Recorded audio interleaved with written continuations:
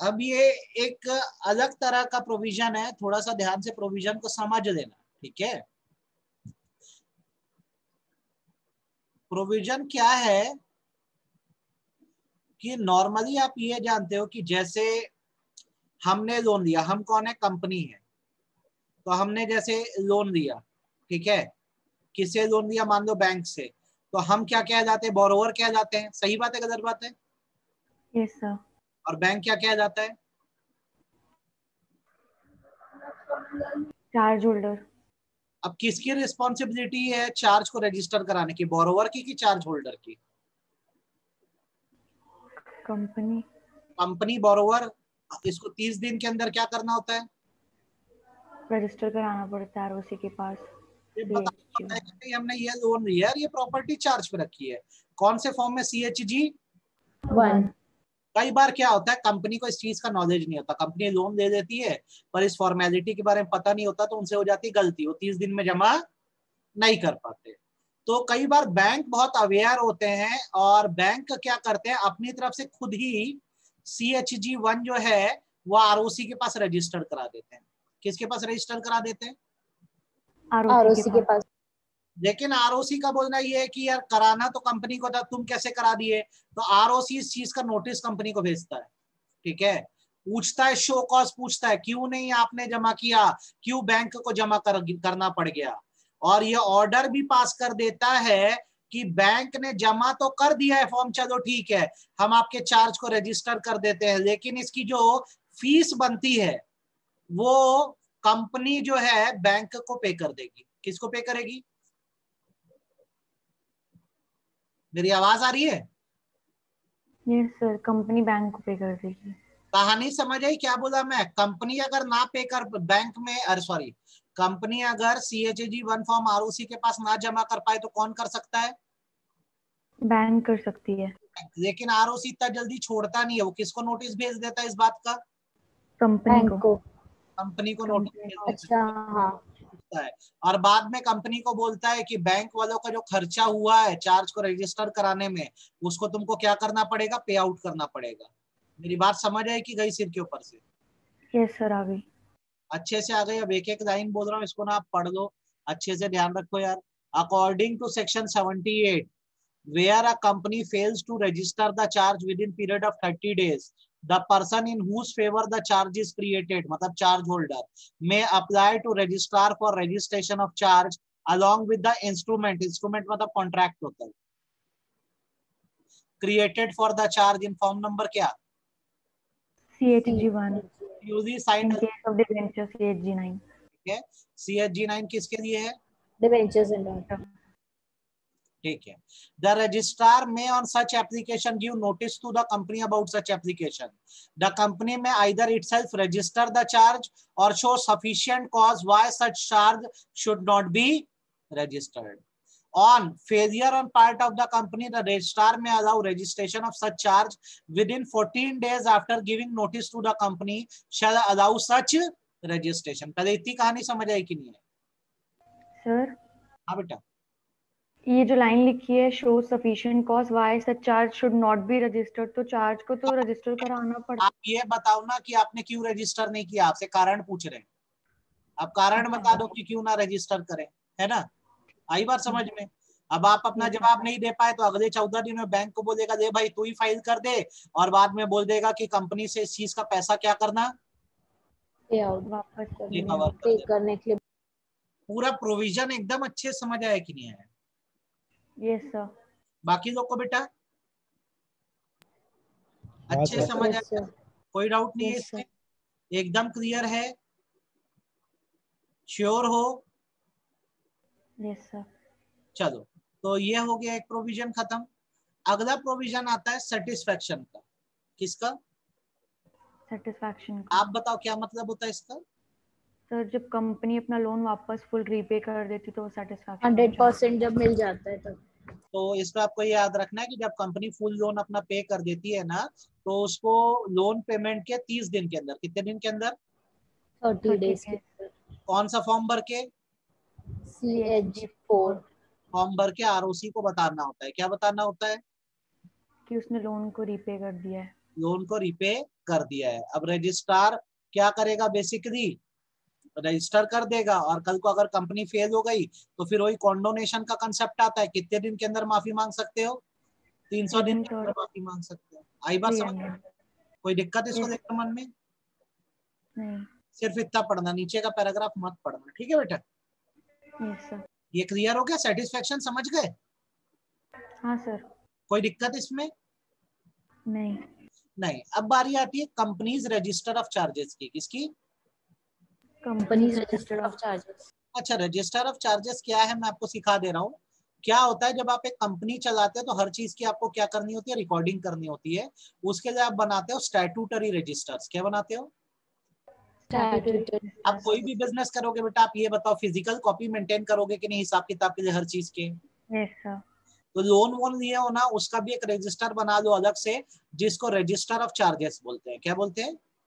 Register of charges. अब इसका ना फिक्स फॉर्मेट है एक फॉर्म में, जिसका नाम है CHG7। आपको इस फॉर्मेट को निकाल के रजिस्टर प्रिंट करवाना होता है। क्या प्रिंट करवाना होता है? रजिस्टर प्रिंट कराना। और इसमें जब भी कोई लोन वोन लोगे उसकी एंट्री कर देना, जब भी मॉडिफाई करोगे एंट्री कर देना, जब भी सेटिस्फाई करोगे तब भी एंट्री कर देना रजिस्टर में। तो कोई भी एक किताब में छपवा लो CHG7 का फॉर्मेट, और फॉर्मेट छपवाने के बाद उसमें कोई भी जो आप लोन वोन लोगे, चार्ज क्रिएट करोगे, उसकी एंट्री करते जाना। मेरी बात समझ आई कि नहीं आई ये बता दो। Yes sir. अच्छे से तो देखो ये लाइन पढ़ो। Every company shall keep at its register office a resistor of charges in form CHG7। क्या? CHG7 में Which register shall include therein all charges and floating charges affecting any property or asset of the company or any of its undertaking, indicating in each case such particular as may be prescribed। पूरा detail देते हैं। कोई दिक्कत? नहीं sir.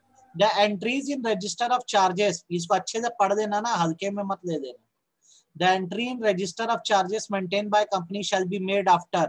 कब कब entry बनेगी? जब चार्ज का क्रिएशन हुआ है, मतलब आपने लोन दिया, या तो मॉडिफाई किया है, या सैटिस्फैक्शन। अच्छे से बात समझ आई कि आधी अधूरी है? यस सर आ गई। ठीक है, ये वाला पॉइंट बहुत ज्यादा इंपॉर्टेंट है।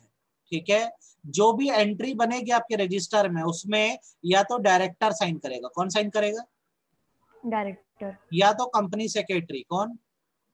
Company secretary. या फिर कोई ऐसा पर्सन जिसको किसने ऑथराइज किया है? बोर्ड ने ऑथराइज किया है। ठीक है, ये बात ध्यान रखना। ठीक, रजिस्टर को आपको परमानेंटली मेंटेन करना है।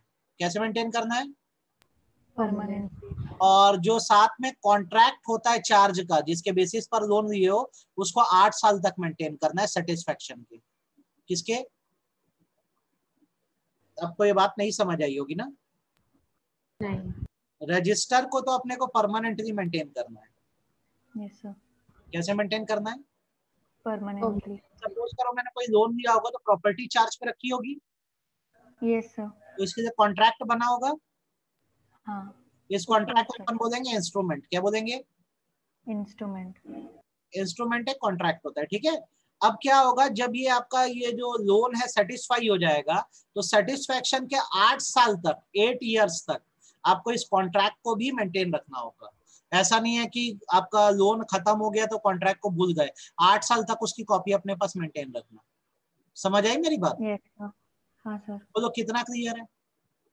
क्लियर है। अच्छे से। बहुत टफ तो नहीं लग रहा बेटा चैप्टर? नहीं। अच्छा, आगे आते हैं। अगेन मोस्ट इंपॉर्टेंट टॉपिक्स में से एक, अगर आपने लोन ले लिया बैंक से और चार्ज का रजिस्ट्रेशन नहीं कराया तो क्या होगा? अगर आपने बैंक से लोन ले लिया और चार्ज का रजिस्ट्रेशन नहीं कराया तो क्या होगा? तो बेसिकली ये माना जाता है कि हर तरह के चार्ज का रजिस्ट्रेशन आरओसी के पास करवाना है। किसके पास करवाना है?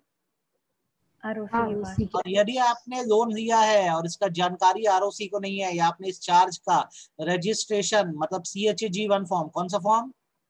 CHG1 फॉर्म आरओसी के पास नहीं जमा किया है, तो ये वॉइड हो जाएगा कॉन्ट्रैक्ट पूरा का पूरा। मतलब कल को जब कंपनी वाइंडिंग अप में जाएगी, किस पे जाएगी?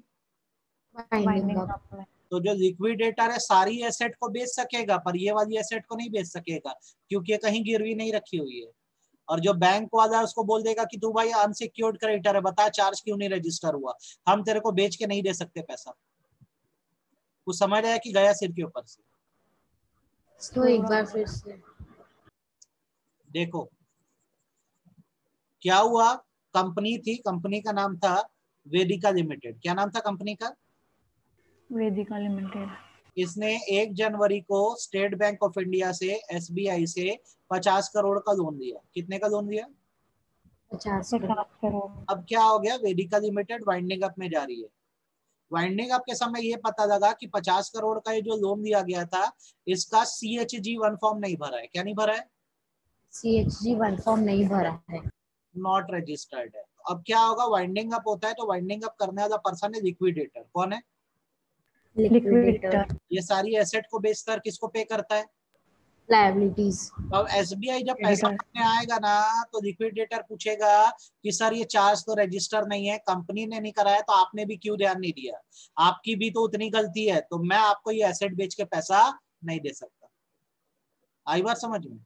लिक्विडेटर Yes, पकड़ sir. जाएगा, बोलेगा मैं अनसिक्योर्ड क्रेडिटर को दे दूंगा, दूसरों को पे कर दूंगा, आपको नहीं करूंगा, आपने क्यों रजिस्ट्रेशन कराते टाइम ध्यान नहीं दिया? आई बात समझ में? Yes, sir. कोई डाउट इसको लेकर? नहीं सर। दूसरा, नहीं sir. Void against any creditor. मान लो कि एसबीआई के पास अपन ने प्रॉपर्टी लोन पे रख दिया था, अब इसको रजिस्टर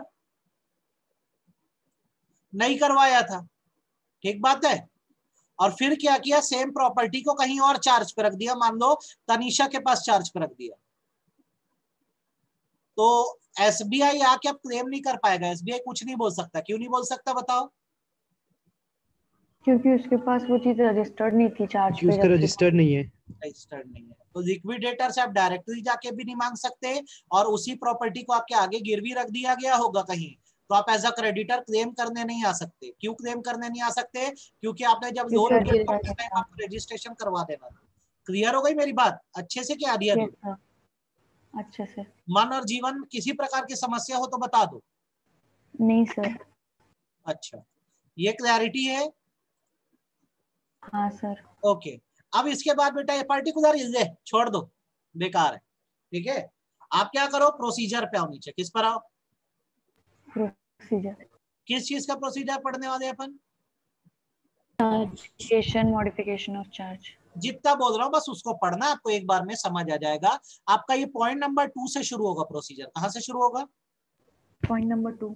पॉइंट नंबर 2 में स्टेप 1 आपका ये है बेसिकली कि कोई भी कंपनी अगर चार्ज क्रिएट करिए, चाहे इंडिया के अंदर हो इंडिया के बाहर हो, किसी भी प्रॉपर्टी पर हो, उसको 30 दिन के अंदर इसका रजिस्ट्रेशन किसमें कराना होगा? Form number CHG1।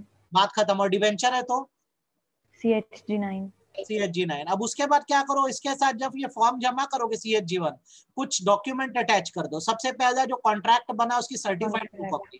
कहीं कोई दिक्कत? सेकंड नहीं सर। करना। थर्ड, ओनरशिप डॉक्यूमेंट जमा करो प्रॉपर्टी के। क्या जमा करो? Ownership document. Instrument evidencing creation और modification of charge in acquisition of property. मैं शॉर्ट में लिख देता हूँ, ये एग्जाम में दिखाना। ओनरशिप डॉक्यूमेंट क्या? Ownership document. डॉक्यूमेंट। ये हो गया। उसके बाद ऑनलाइन पेमेंट कर दो। Payment of fees can be made online. हो गया। 3 स्टेप समझ आए कि नहीं? पहले ये बता दो। आ गए। आ गए। अगर 30 दिन में नहीं कर पाए तो भैया आप माफी मांग लो। कितने दिन में? With up 3 to months 300 days. किससे मांगो? ROC। ROC से। आरओसी से फिर मांगो। उसके बाद सेंट्रल गवर्नमेंट। अब वो जब बात आएगी तब की तब देखेंगे। इतना क्लियर हो गया? Yes, additional sir. फीस मांगेगा, फॉर्म को रजिस्टर करा देगा। सिर्फ बेटा ये 4 पॉइंट एग्जाम में लिख के आना। कितने पॉइंट लिख के आना? केवल। 4। कर पाओगे कि नहीं कर पाओगे? Yes sir. पढ़ दो आराम से।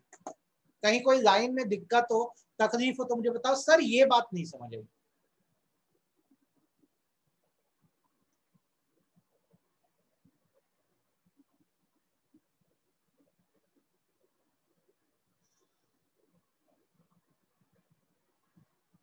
कोई ऐसा वर्ड, कोई लाइन, इंस्ट्रूमेंट का मतलब समझना है क्या?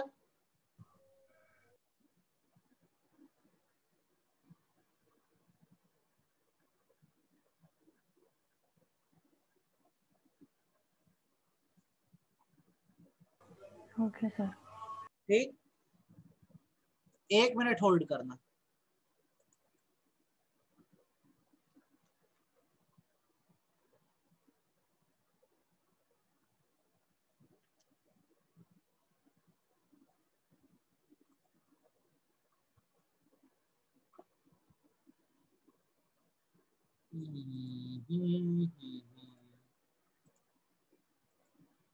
ये जो अभी तक पढ़ा है अच्छे समझ आ गया ना बेटा? Yes sir. अब ना तुमको एक चीज दिखा दे रहा हूं मैं, ताकि तुमको इस चीज का बहुत आइडिया रहे। यहाँ देखो, मैं ये वेबसाइट खोला, वेबसाइट का नाम क्या देखो? MCA 21.adobe.in। CS बन जाओगे, आपको सारा काम इसी वेबसाइट से करना होगा, ठीक है? अब इसमें अपना जो मेन कॉलम होता है, ये टैब होता है MCA सर्विसेज। कौन सा टैब? MCA service. अब इधर देखो, यहाँ पे लिखा है मास्टर डाटा, इसका सेकंड पॉइंट है व्यू इंडेक्स ऑफ चार्जेस। क्या? View New index index of charges. कोई भी कंपनी जब चार्ज क्रिएट कराती है या मॉडिफाई कराती है, सेटिस्फाई कराती है, उसका डिटेल यहाँ पे आता है। कोई भी एक कंपनी का नाम बोलो जिसका डिटेल आप देखना चाहोगे, कितना कर्जा है उसके ऊपर।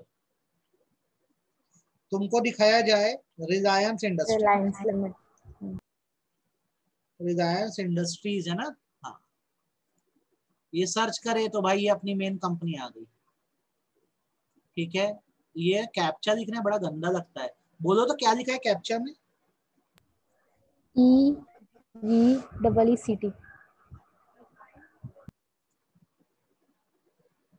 देखो रिलायंस का ये हिसाब किताब, इतने सारे उसके लोन्स चल रहे हैं। कॉलम्स देखो क्या क्या है, date of creation, date of modification, date of satisfaction.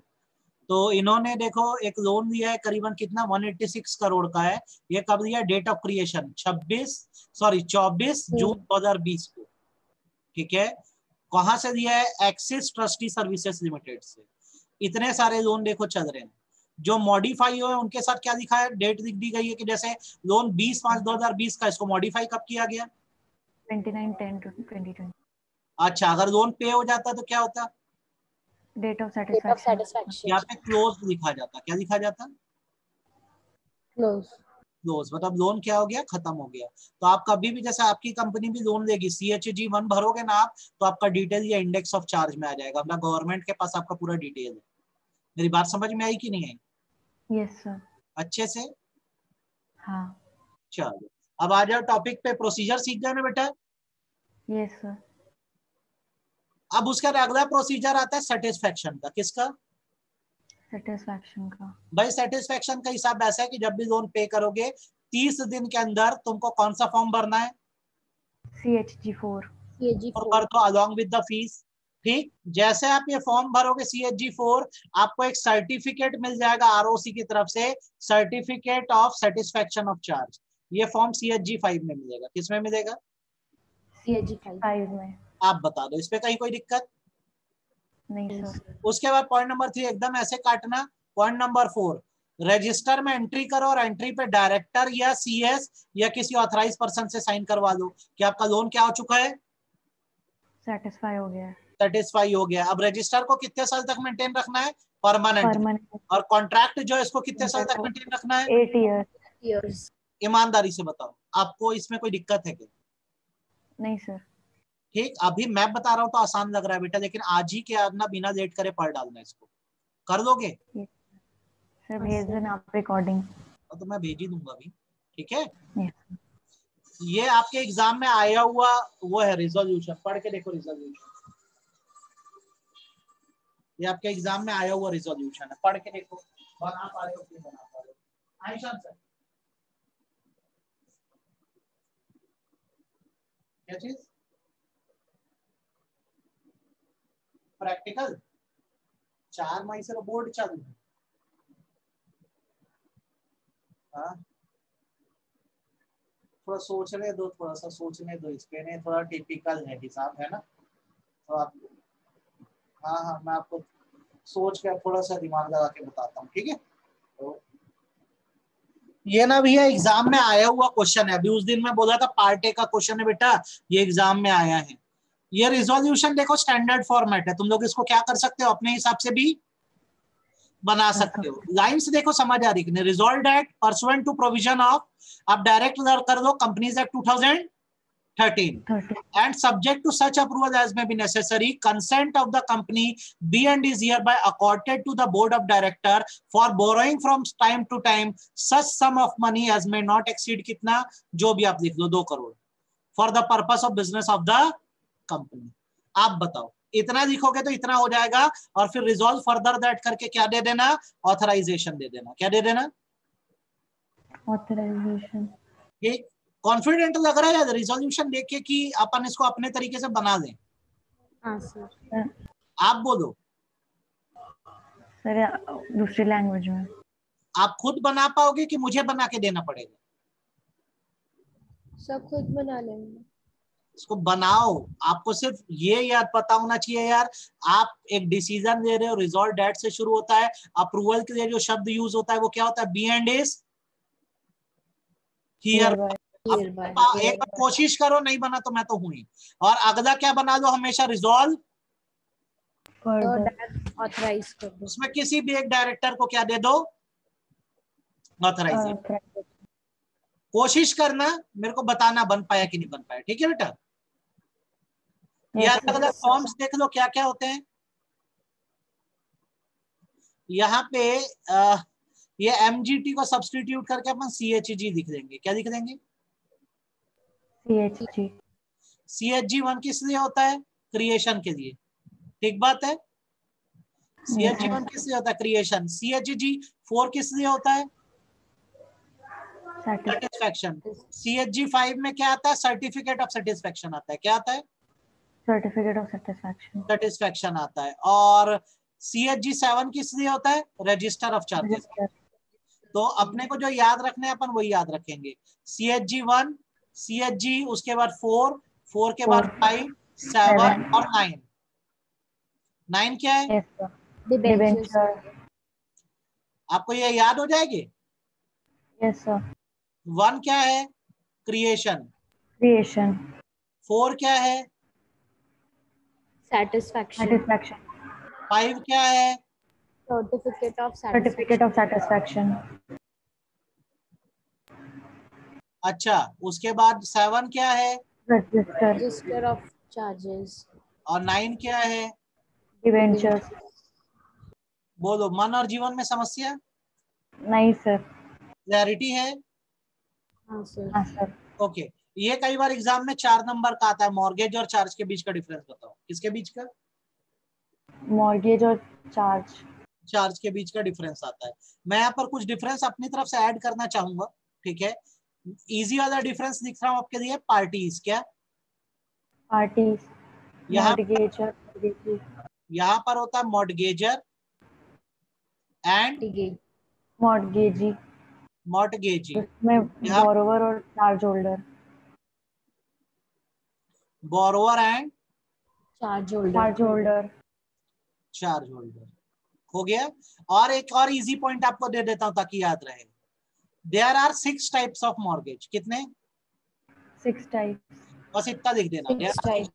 और there are 2 types of charge. कौन कौन से, fix charge, current charge, floating charge. Floating charge. Fix charge और फ्लोटिंग चार्ज। फ्लोटिंग चार्ज हो गया।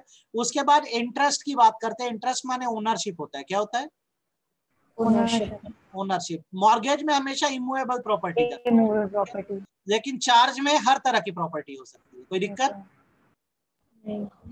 क्लैरिटी है? रजिस्ट्रेशन की बात करते हैं। मॉर्गेज जो आता है वो ट्रांसफर ऑफ प्रॉपर्टी एक्ट में आता है। किस में आता है, ट्रांसफर ऑफ प्रॉपर्टी एक्ट। ऐसे याद रखना। टोपा, क्या, टोपा 1882। और अपना जो चार्ज है ये इसका हिसाब किताब है कंपनीज एक्ट 2013 में आता है। किस में आता है, कंपनीज एक्ट। आप बता दो आपको मेरी बात समझ आई कि नहीं है? आप सब पॉइंट उठाना, रजिस्ट्रेशन को उठाना, इंटरेस्ट, पार्टीज, टाइप्स। कर पाओगे? Yes sir. कोई समस्या आएगी कि बन जाएगा? कॉन्फिडेंटली बताओ। बन जाएगा। बन जाएगा। चार्ज चैप्टर टफ था क्या? नहीं सर। अच्छा इस सवाल का मेरे जवाब दे दो। जवाब दे दो कि Nandini limited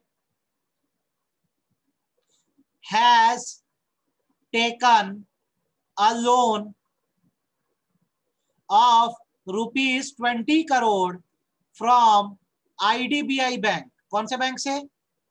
IDBI bank by creating a fixed charge on her machinery। हर क्यों लिखूंगा? on machinery, इसकी खुद की थोड़ी है, कंपनी की है।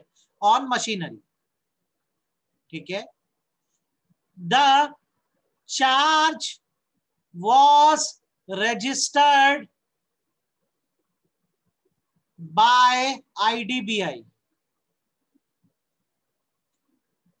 The action was objected by ROC। Is the objection correct? Yes, sir. Yes, sir. Answer क्या होगा बोलो, आंसर बताओ। सर रजिस्ट्रेशन कंपनी को करना चाहिए था, कंपनी को करना चाहिए था, बट उसके बदले बैंक ने किया है, तो बैंक तो इसमें ऑब्जेक्शन करेक्ट है कि नहीं है? यस Correct है, sir. यस और आप क्या लिखोगे? Bank shall send notice to company. Company. आप इसका आंसर फ्रेम कर पाओगे कि नहीं कर पाओगे? Yes sir. आपको अगर कल को क्वेश्चन आ गया कि Vedika Limited has taken a loan of ₹10 crore from SBI and after 3 months she, फिर she दिख दिया यार मैं, 3 months company proposes to pay loan in full। पहले बताओ मैं किस टॉपिक की बात कर रहा हूँ? Satisfaction. Creation and satisfaction. मैं आपको सेटिस्फैक्शन की बात कर रहा हूँ। किसकी बात कर रहा हूँ? सेटिस्फैक्शन। मैं आपको बोल रहा हूँ प्रिपेयर अ रिजोल्यूशन। बना पाओगे?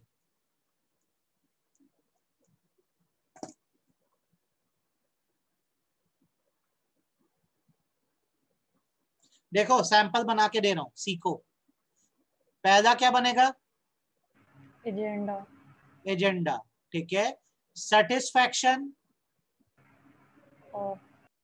ऑफ लोन अमाउंटिंग टू कितना? 10 करोड़। 10 करोड़। हो गया ये agenda. Resolve that pursuant to provision of that Indian Companies Act pursuant to provision of Indian Companies Act 2013, the company be and is hereby authorized to satisfy its loan in full. Full stop. Resolve further that क्या? The board is the director Mr. Miss Mansi, is director, authorized B and is hereby authorized to do all necessary work. मन और जीवन में कोई समस्या है क्या? नहीं सर। कोई भी रिजोल्यूशन बेटा ऐसी बनाना। एग्जाम में आ गया रिजोल्यूशन तो मैं कॉन्फिडेंट रहूं कि आप बना पाओगे। Yes sir. हाँ सर। तो यदि अभी क्लास में कोई ना कोई रिजोल्यूशन देखते रहेंगे, है ना, तो आपको एकदम आइडिया हो जाना चाहिए। मेरे बोलने से पहले तुम बना के बताओगे मेरे को रिजोल्यूशन। ठीक है बेटा? ठीक है। चैप्टर मेनली यहाँ पे खत्म हो गया आपका। ये जो केस स्टडीज है ये दूसरे चैप्टर्स की भी कुछ इंक्लूडेड है, तो वो खत्म होगा तो इसको अपन पूरा सॉल्व करेंगे। जो 8 केस स्टडी है, पहले आपको चैप्टर समझ आना जरूरी है। मैं रिकॉर्डिंग भेज दे रहा हूँ, शांत मन से चैप्टर पढ़ लेना। ठीक है? 8:45 को हम लोग पेपर सॉल्व करने मिलेंगे। ठीक है? और कल संडे छुट्टी, कोई क्लास नहीं है कल। Okay sir. ठीक है बेटा? ये करो। और डाउट है तो एकदम खुल के पूछना कि सर ये हमको नहीं समझ आ रहा है, क्योंकि अभी मैं आपको विजिबली देख नहीं पा रहा हूँ, तो मुझे आपके चेहरे के एक्सप्रेशन नहीं पता, ये नहीं पता है, तो मुझे ये नहीं पता है कि आपको कितना समझ आ रहा है कितना नहीं आ रहा है। तो आपको नहीं आ रहा होगा तो ईमानदारी से बोलना कि सर नहीं आ रहा है, 10 बार पढ़ेंगे उस चीज को जब तक नहीं आएगा। ठीक है, यस सर। ये करो। ठीक है बेटा। ये अंकिता कहाँ है? नंदनी सर वो अंकिता नहीं कहाँ है? आएगी क्यों? सर, वो नहीं आएगी, उसके पापा एक्सपायर हो गए हैं। अरे बाप रे, कैसे? हार्ट अटैक ये कब हुआ? कल। अरे बाप रे। चलो ठीक है बेटा, मिलते हैं अपन 8:45।